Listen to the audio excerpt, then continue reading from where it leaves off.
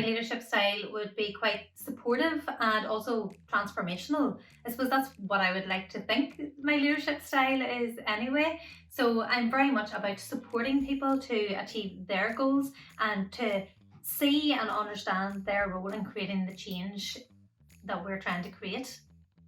I love to support people. I love to know what people's goals and aspirations are, both in terms of what their goals are in terms of our organisation, but then also in their personal lives as well, so that we can tie those two together, so that not only are they helping to create change in our organisation or with regard to our goal, but they are also creating change in their own lives as well. I would see myself as a quiet leader, and by quiet I mean that I hold space for the people that I lead. I listen to people. I don't listen to respond. I listen to hear what they're actually saying, because 9 times out of 10 when you're chatting to someone, what they're saying is completely different to what they actually mean or what they actually want. The problem could be entirely different.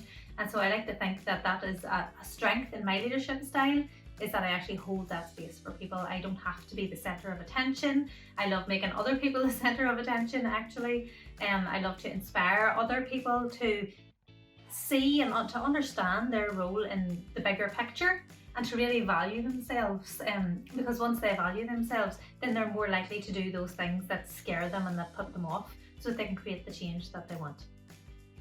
One of my biggest values would be impact. So in everything that I do as a leader, I want to see that I'm making an impact, and that means, of course, that you have to find a way to measure the impact that you're making and the difference that you're making to people. Now, in some regards, that's quite easy, so I can tell that we funded nearly 2,000 hours of research, and I know that that's massive. That's a massive step forward for research into Duchenne muscular dystrophy.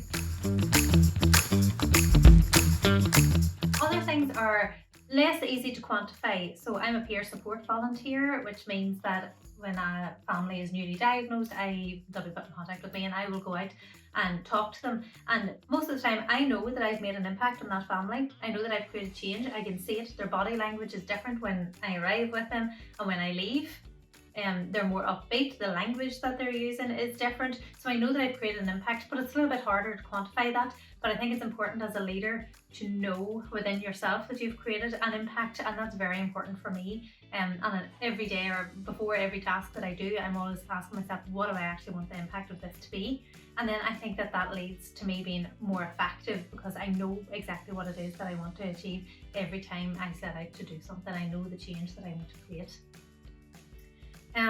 Fun and positivity are also very dear values of mine, and even though I think a lot of leaders in community organisations or community groups or charities or anything like that, I think they're usually dealing with something that has the potential to be quite upsetting for a lot of their followers, and it's the same for me. So even though the topic that I'm dealing with can be undesirable, I think I bring an element of fun and positivity to it.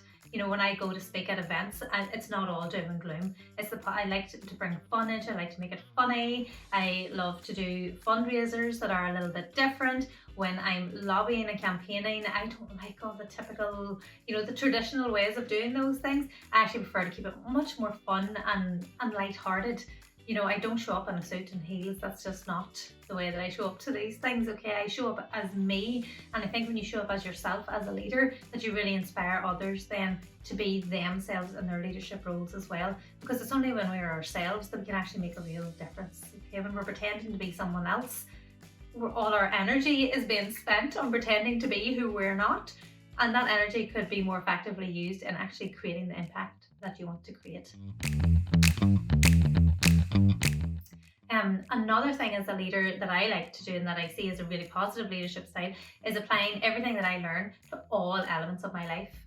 So with Leap for Luke and with Muscular Dystrophy UK and with everything that I've done over the last number of years, I've been able to apply all of that learning, not just into creating the change that I want in the Duchenne community, but actually also in my home life, in my social circles, in my children's school. It all comes into play. So for example, at the moment I have my own business called Her on Purpose, and I work as a coach, helping women who are shy or lack confidence to start and grow their own businesses. And that's been really powerful for me because I can take them from a position where they know nothing, which is exactly where I was when I started Leap for Look. They know nothing, they have no confidence in themselves, and I can guide them through that process of actually taking action to learn and growing and developing that way. And I bring them through that whole process. I apply the same process with my children when we're doing homework. You know, they know nothing about it. We guide it through the process. Every action you take leads to more information. The more information you have, the more you can do, the better you get.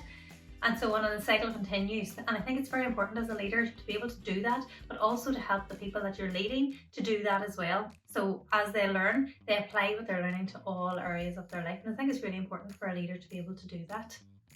And another thing that's important for me in my leadership style is being able to tell a story.